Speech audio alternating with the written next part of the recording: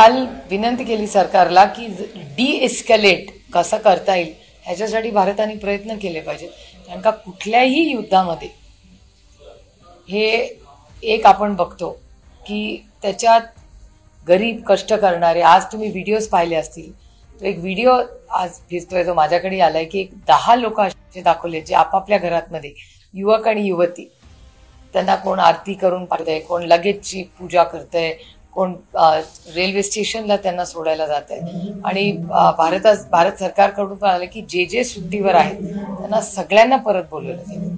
त्यामुळे खूप इमोशनल ही वेळ आहे आणि कुठल्याही युद्धामध्ये दोन्ही बाजूने खूप लोकांचा जीव आपण गमावतो.